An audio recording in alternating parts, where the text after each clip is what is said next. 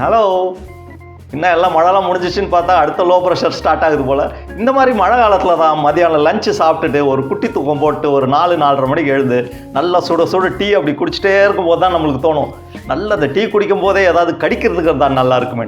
அந்த மாதிரி சமயத்தில் தான் இந்த மாதிரி ஸ்நாக்ஸ் செஞ்சு சாப்பிடணும். அதுக்காக தான் இன்றைக்கி ஒரு மொறு ஸ்நாக்ஸ் ரொம்ப சிம்பிளாக செஞ்சு காட்ட போகிறேன். இந்த பொட்டேட்டோ பைட் ஸ்நாக்ஸ் வந்து செய்கிறதுக்காக நீங்கள் பெருசாக எதுவும் வாங்க வேண்டியதில்லை, எல்லாமே உங்கள் வீட்டிலே இருக்கும், அதை வச்சே செஞ்சிடலாம். ரொம்பவே ஈஸி. வழக்கம் போல் உங்களுக்கு எல்லாமே தெரியும், எங்களுடைய ஸ்நாக்ஸ் எல்லாமே ரொம்பவே சிம்பிளாக இருக்கும், ஈஸியாக இருக்கும். ஸ்நாக்ஸ் செய்கிற ரெசிபி தான் ரொம்ப simple, but taste and quality 100% guarantee. இந்த மாதிரி ஈஸி அண்ட் சீசனல் ரெசிபிஸ் எல்லாம் மிஸ் பண்ணாமல் இருக்கிறதுக்கு எங்கள் சேனலை சப்ஸ்கிரைப் பண்ணலனா சப்ஸ்கிரைப் பண்ணி பக்கத்தில் இருக்கிற பெல் ஐக்கனை கிளிக் பண்ணி வச்சுங்க. இந்த வீடியோ பார்க்கும்போது பிடிச்சிருந்தா மறக்காமல் லைக் பண்ணுங்கள், உங்கள் ஃப்ரெண்ட்ஸ் அண்ட் ரிலேட்டிவ்ஸ்க்கும் ஷேர் பண்ணுங்கள், மறக்காமல் உங்களுடைய கமெண்ட்ஸை கொடுங்க. நான் உங்களுக்கு ஒன்று சொல்ல மறந்துட்டேன், இது செய்யும் போது கொஞ்சம் நிறையாவே செய்யுங்க. செஞ்சு முடிச்சு ஃபேமிலியோடு உட்காந்து சாப்பிட ஆரம்பிச்சிங்கன்னா சாப்பிட்டுக்கிட்டே இருப்பீங்க. Let's start the cooking.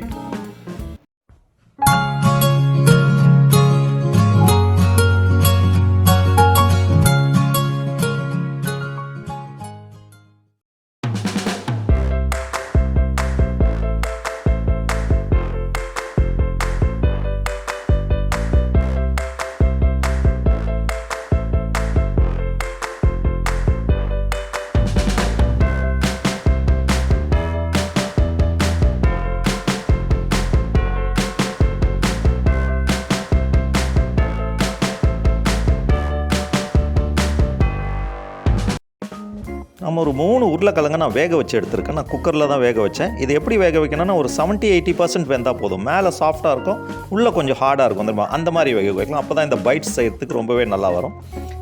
இப்போ இந்த 3 உருளைக்கிழங்கையும் நான் எடுத்து நல்லா கிரேட் பண்ணிக்கிறேன். கிரேட் பண்ணும்போது இந்த பெரிய இதில் கிரேட் பண்ணுங்கள், ஏன்னா கொஞ்சம் பீசஸ் பெருசாக இருக்கிற மாதிரி தான் இருக்கணும். கிரேட் பண்ணுறது கஷ்டமாக இருந்தால் மேஷர் வச்சு நீங்கள் மேஷ் பண்ணிங்க. ஸ்நாக்ஸை வந்து ரொம்ப குயிக்காக பண்ணிடலாம், அதுவும் மழை காலத்துக்கு ரொம்பவே அட்டகாசமாக இருக்கும்.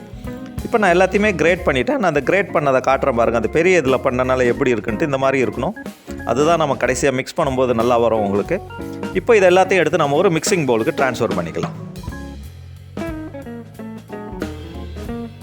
இப்போ இந்த கிரேட் பண்ணி வச்சுருந்த பொட்டேட்டோவில் நான் ஒரு 7-8 பல்லு பூண்டை நல்லா ஃபைனாக சாப் பண்ணி வச்சுருக்கேன். ஏன்னா அந்த பைட்ஸே சில்லி கார்லிக் பைட்ஸ் தான், கார்லிக் ஃப்ளேவர் கண்டிப்பாக தேவை நம்மளுக்கு. அப்புறம் ஒரு 1/2 டீஸ்பூனுக்கு பெப்பர் பவுடர், இந்த ஃப்ளேவர் எப்போதுமே நல்லாயிருக்கும். அப்புறம் 2 டீஸ்பூன் சில்லி ஃப்ளேக்ஸ். இந்த சில்லி ஃப்ளேக்ஸ் நீங்கள் வீட்டிலேயே ஈஸியாக பண்ணிடலாம், இல்லைனாலும் 1 டீஸ்பூன் சில்லி பவுடர் ஆட் பண்ணிங்க. பட் சில்லி ஃப்ளேக்ஸ் போட்டால் ரொம்ப நல்லாயிருக்கும். இப்போ ஒரு 3 டேபிள் ஸ்பூன் அளவுக்கு ரைஸ் ஃப்ளார், இந்த அரிசி மாவு ஆட் பண்ணுறேன். இது ரொம்ப இம்பார்ட்டண்ட்டு, ஏன்னா இதுதான் அந்த கிறிஸ்பினஸை கொடுக்கும், நல்லா பைண்டிங்கும் இருக்கும், எண்ணெயும் அதிகமாக உரியாது. இப்போ இந்த மிக்சருக்கு ஏற்ற அளவுக்கு நம்ம சால்ட் ஆட் பண்ணிக்கலாம். வெளியே மழை பெஞ்சிக்கிட்டே இருக்குது, இப்போவே செஞ்சு சாப்பிட்ணும் போல் இருக்குது, அவ்வளோ அட்டகாசமாக இருக்கும். இப்போ இது எல்லாத்தையும் போட்டு ஒரு தடவை நம்ம மிக்ஸ் பண்ணிக்கலாம் நல்லா. இப்போ இந்த ஃப்ளேவரோட வேறு ஏதாவது ஆட் பண்ணலாமான்னு யோசிக்கும் போது தான் எனக்கு ஞாபகம் வந்துச்சு, ஃப்ரிட்ஜில் சீஸ் இருக்குது. பார்த்தா இந்த மாதிரி ஒரு சீஸ் க்யூப் இருந்துச்சு, இதையும் ஆட் பண்ணிக்கலாம், சூப்பராக இருக்கும் டேஸ்ட்டு. சில்லி ஃப்ளேக்ஸுக்கெல்லாம் நீங்கள் சில்லி பவுடர் போடுறதா இருந்தால் கொஞ்சம் கொத்தமல்லியை நல்லா ஃபைனாக சாப் பண்ணி போட்டுங்க, ஏன்னா ஃப்ரை பண்ணி எடுத்து வரை பார்க்குறதுக்கு ரொம்ப நல்லாயிருக்கும். நான் சில்லி ஃப்ளேக்ஸ் போட்டனால அது போடல. இப்போ இந்த சீஸையும் நம்ம நல்லா கிரேட் பண்ணிக்கலாம். சீஸை கிரேட் பண்ணும்போது இந்த சின்ன கிரேட்டரில் நீங்கள் கிரேட் பண்ணுங்கள், ஏன்னா நல்லா ஃபைனாக இருக்கும், அப்போ தான் பைண்டிங் நல்லா வரும். கடைசியாக நம்ம ஃப்ரை பண்ணும்போது அது மெல்ட் ஆகி அந்த டேஸ்ட் இருக்கும், அதுங்க அவ்வளோ சூப்பராக இருக்கும். இது ஆப்ஷனல் தான், பியூர்லி ஆப்ஷனல், வாங்க முடிஞ்சால் வாங்கி போட்டுங்க. இப்போ நம்ம சீஸையும் கிரேட் பண்ணிவிட்டோம். இனிமேல் மிக்சிங் தான். மிக்சிங்க்கு நம்ம அந்த கையை தான் யூஸ் பண்ணோம், கையில் மிக்ஸ் பண்ணுற மாதிரி வராது. இதில் அந்த அரிசி மாவு, உருளைக்கிழங்கு, சில்லி ஃப்ளேக்ஸ் எல்லாம் ஒன்றா சேரணும். மிக்ஸ் பண்ண தான் செய்யணும். நீங்கள் இதை வந்து மாவு மாதிரி பிசையக்கூடாது, ரொம்ப மேஷ் பண்ணக்கூடாது, ஜஸ்ட்டு மிக்ஸ் பண்ணி எடுத்தால் போதும். நீங்கள் கையில் பிடிச்சி பாருங்கள், இந்த மாதிரி கன்சிஸ்டன்சி வரணும். இதில் கையில் கொஞ்சம் ஒட்டுற மாதிரி இருந்தால் அதுக்கு தேவையான அளவு அரிசி மாவு கொஞ்சம் ஆட் பண்ணி திருப்பி மிக்ஸ் பண்ணிங்க. இது கரெக்டான பதம், இந்த மாதிரி தான் இருக்கணும். ஃப்ரை பண்ணுறதுக்கு அவ்வளோ சூப்பராக வரும். இப்போ பைட்ஸோடைய மிக்சர் ரெடி. நெக்ஸ்ட் நம்ம பைட்ஸ் பண்ண வேண்டியது தான். இந்த மாதிரி கொஞ்சம் மாவு எடுத்துங்க, கையில் எடுத்து நல்லா ரோல் பண்ணுங்கள். எதுக்கு ரோல் பண்ணுறோன்னா அந்த மாவு வந்து வெடிச்சிருக்கக்கூடாது, அப்போ தான் ஃப்ரை பண்ணும்போது உங்களுக்கு அப்படியே பிரிஞ்சு வராது.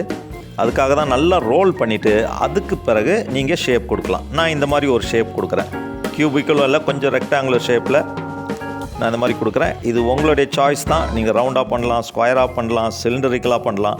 ஆனால் எல்லாம் ஒரே சைஸில் ஒரே மாதிரி பண்ணுங்கள், அப்போ தான் பார்க்குறதுக்கு ரொம்ப அழகாக இருக்கும். இன்னொன்று செஞ்சு காட்டுறேன் பாருங்கள். இது வந்து ரொம்ப குயிக்காக ஃபாஸ்ட்டாக பண்ணிடலாம் இந்த ஸ்நாக்ஸு.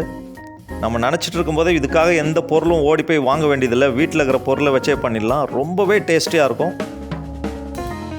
ஈஸியாக செஞ்சிடலாம். எஸ்பெஷலி இந்த மழை காலத்துக்கு இது வந்து ஒரு சூட்டபுளான ஸ்நாக்ஸ் இது. இப்போ இதே மாதிரி பண்ணிட்டு பாருங்கள். ஒரே மாதிரி பண்ணுங்கள், பார்க்குறதுக்கு ஒரே சைஸில் ரொம்ப அழகாக இருக்கும். ஃப்ரை பண்ணும்போது நல்லா ஈவனாக ஃப்ரை ஆகும். அதுக்காக தான் ஷேப் கொடுக்கும்போது நல்லா ஷேப் கொடுங்க. ஒரே மாதிரி அந்த ஸ்கொயராக கொடுங்க, ரவுண்ட்னா ரவுண்டாக கொடுக்கணும். இப்போ சில்லி கார்லிக் பைட்ஸ் எல்லாத்தையும் நான் ரெடி பண்ணிட்டேன். இதை எல்லாத்தையும் ரெடி பண்ணி நம்ம ஃப்ரிட்ஜில் ஒரு 10 மினிட்ஸ் வச்சு எடுப்போம். நல்லா செட் ஆகும், ஃப்ரை பண்ணும்போது நல்லா வரும். இப்போ பாருங்கள், எல்லாம் ஒரே சைஸில் பண்ணியிருக்கேன். இதை ஃப்ரிட்ஜில் ஒரு 10 மினிட்ஸ் வச்சு எடுத்துருவோம் நம்ம. இதில் இன்னொரு அட்வான்டேஜ் இருக்குது. இதை வந்து நீங்கள் ஸ்டோர் பண்ணலாம்.